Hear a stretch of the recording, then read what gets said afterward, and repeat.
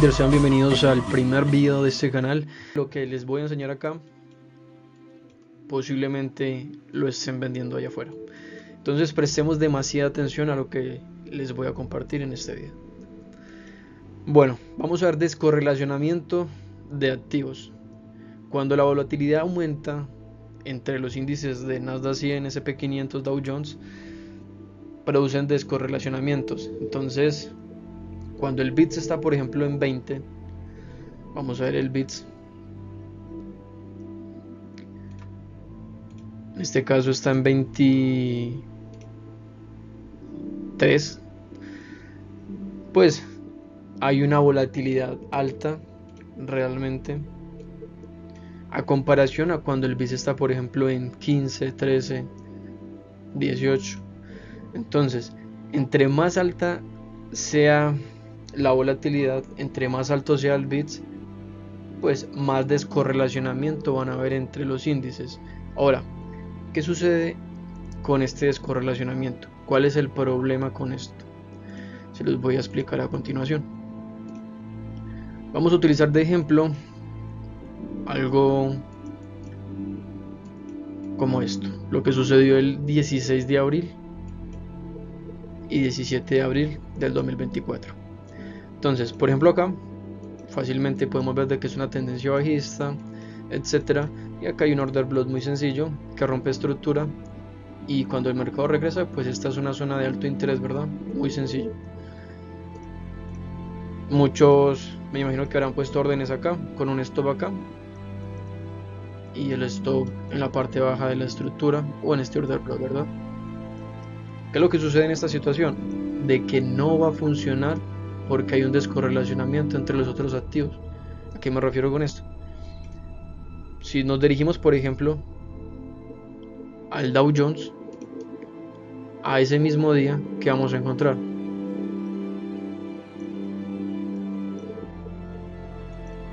...16, 17 de abril, el mismo order block, pero está situado mucho mejor que el Nasdaq, ¿verdad? ¿Qué sucede acá? Pues claramente en el Dow Jones sí dio ganancia, salió muy bien. Y en el S&P 500, ¿cómo salió? Vean, en el Nasdaq no funcionó la entrada ni en Londres, ni en el premercado de Nueva York, ni en Nueva York, ni en la tarde de Nueva York, no funcionó en ningún momento.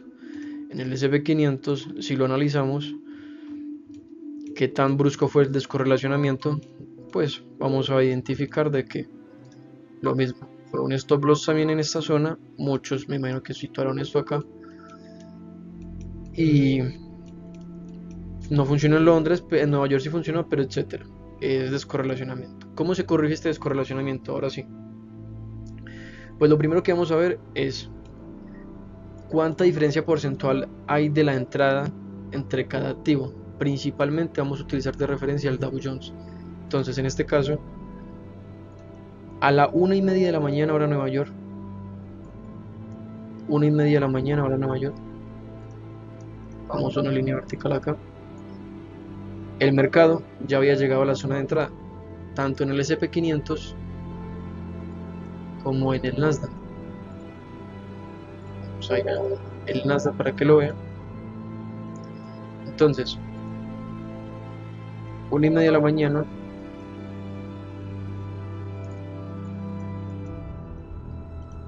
en el Nasdaq es acá. Imagínense, primero dio la entrada en el S&P 500. Digo, qué pena, primero dio la entrada en el Nasdaq que en el S&P 500. Pero igual, tampoco es el mejor precio para entrar, ¿cierto? ¿Por qué les digo que utilicemos de referencia el Dow Jones? Por la siguiente razón. Entonces, en el Dow Jones, ¿qué sucede? A la 1:30 de la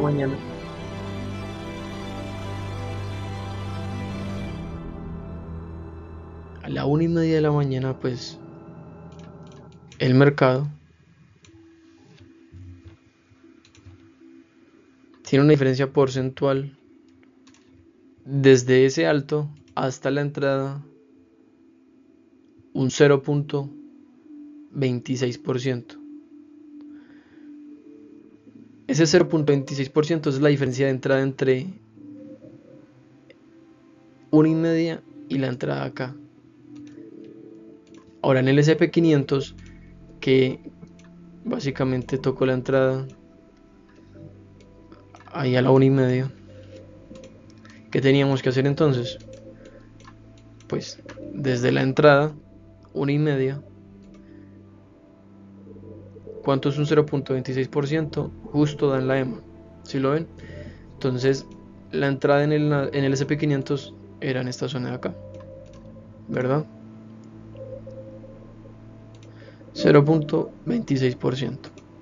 Listo. Ahora, ahí ya está corregido.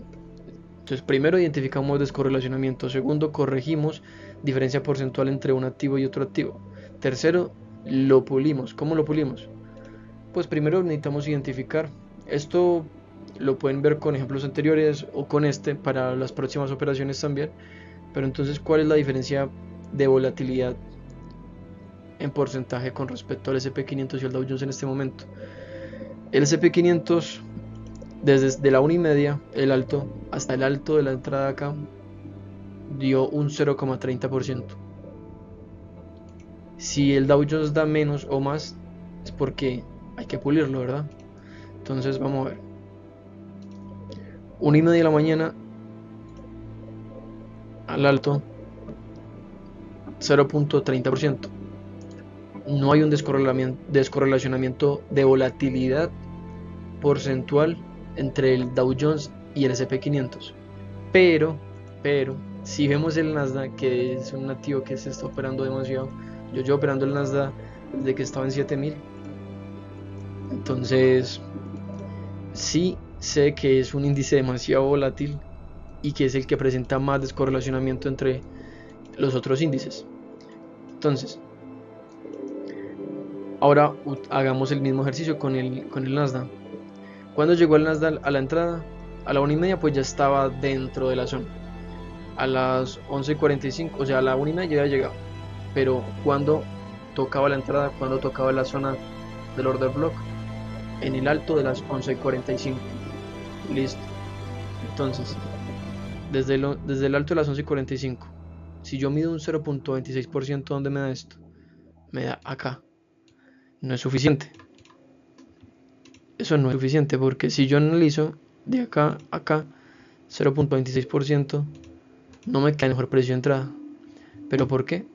Porque hay un descorrelacionamiento más fuerte en volatilidad entre lo que viene siendo el Dow Jones y el Nasdaq. Entonces vamos a ver. Desde las 11:45, desde este alto hasta el alto del Dow Jones aquí, ¿cuánta diferencia porcentual hay? Desde el alto de las 11:45 hasta acá hay 0,44%. ¿Cuánto hay en el Nasdaq? Desde acá, desde que tocó la zona de la entrada, 11:45 hasta el alto, hay un 0,61%. Ok, hay un 0,61%. O sea que desde ese alto hasta ese otro alto no es el mismo porcentaje. ¿Por qué? Porque sí hay un descorrelacionamiento de volatilidad entre el Nasdaq y el Dow Jones. O sea que el Nasdaq es el que está volviendo loco los otros índices, por así decirlo, porque mueve más rápido y el otro mueve más lento.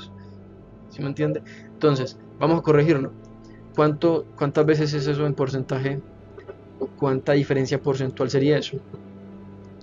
Bueno, 0.44, que es lo que dio el Dow Jones, lo multiplico por 1.4, me da 0,61. Pocas palabras. O sea que la diferencia porcentual ahí redondeando es a la baja, redondeando a la baja, 0.61%, perfecto. Pero ¿cuál es el número mágico? 1.4. O sea que está 0.4%, en otras palabras, un 40% más volátil el Nasdaq por encima del Dow Jones.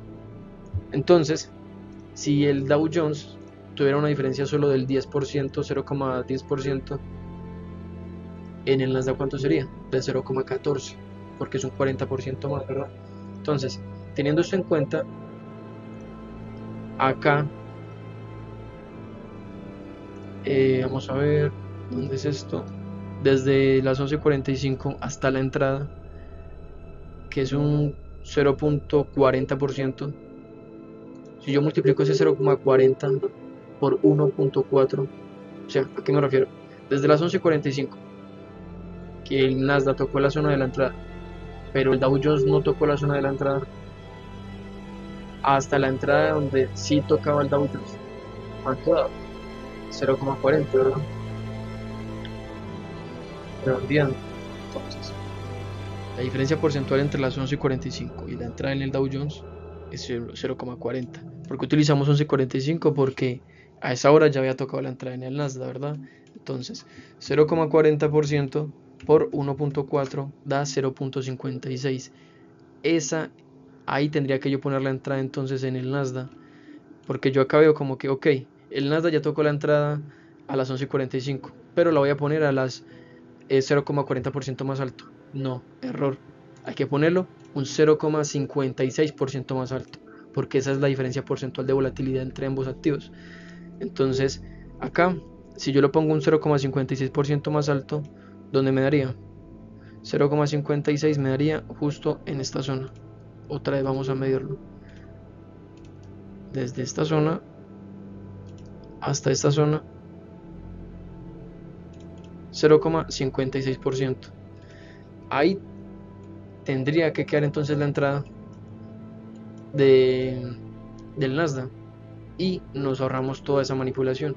Así es como se correlacionan los activos y se evitan manipulaciones, porque esa manipulación se podía evitar. Y ya pues el target en el mínimo, tomando la liquidez de este mínimo y de ahí para adelante haciendo un trailing stop loss agresivo, tomando esa liquidez de esta zona de acá, pues obviamente tomo la liquidez de esta zona, después de que la toma ya sube, ¿cierto? Pero entonces este tipo de entradas, uno diría, no, pues que simplemente hay que ponerlo en la EMA. No, realmente da casualidad de que llegó a la EMA, ¿cierto? Muchas veces pasa, pero no siempre es así, porque a veces no llega a la respectiva EMA. Hay que ponerle una lógica, la EMA es una confirmación realmente, no una toma de decisión, ¿verdad? Si analizamos otro ejemplo, para identificar entonces quién es el que está llevando la batuta aquí, quién es el que está dirigiendo los precios y las zonas en los índices. Un día antes, por ejemplo, ¿qué sucedió? En el Nasdaq. Yo tengo un modelo de entrada muy sencillo, se los voy a arreglar acá, que es utilizar la liquidez de las 9:30 de la mañana, que es de la apertura de los primeros 15 minutos, arroja la liquidez más importante de toda la sesión. Ahora, si yo utilizo ese modelo de entrada, pues acá no me tocó la entrada. ¿Qué sucedió ahí? Bueno, vamos a identificar entonces el Dow Jones, a ver si sí tocó el modelo de entrada, que es esa liquidez. Esa liquidez es el volumen más alto de toda la respectiva sesión. En CFDs no se ve muy bien, si usted lo ve en CFDs no se ve muy bien, pero en futuro se ve mucho más claro. Igual yo no pongo ni la barra de volumen porque yo sé que es por tiempo, yo ya sé que es en ese horario de tiempo va a suceder eso. Bueno, pero acá sí llegó a las 9:30 de la mañana del martes, 9:30 de la mañana del martes. No llegó en el Nasdaq, pero en el Dow Jones sí llegó a la zona de liquidez. 50% de esa respectiva zona. Sí llegó muy bien. Y, y nada, pues, ¿qué pasaba ahí? Pues simplemente había que corregir. ¿Corregir qué? Bueno, ¿cuál es la diferencia porcentual entre acá, entre este activo y este otro? Pues acá le faltó un 0.57%, 58% para llegar a el Nasdaq a la entrada. Al Dow Jones no le faltó nada. ¿Qué sucede ahí? Que realmente el que está llevando la batuta de esta situación es el Dow Jones. Porque ¿a quién tuvimos que corregir acá? ¿Al Nasdaq o al Dow Jones? Tuvimos que corregir al SP 500 y al Nasdaq, ¿verdad? Al Dow Jones. Acá, ¿quién tuvimos que corregir? Al Nasdaq o el Dow Jones, al Nasdaq también. Entonces mire que los que hay que corregir son los otros activos que se mueven más rápido. El Dow Jones no se está corrigiendo, el Dow Jones se está comportando tal cual como se tendría que estar comportando. Entonces, por eso es importante hacer la correlación entre estos activos para poder identificar dónde son las zonas que representan la manipulación. Bueno, esto es todo por el día de hoy, por el día de hoy. Espero que les haya gustado y si lo entendieron, pues lo repito. Se suscriben, comentan, cualquier duda, se los resuelvo en los comentarios. Nos vemos en la próxima.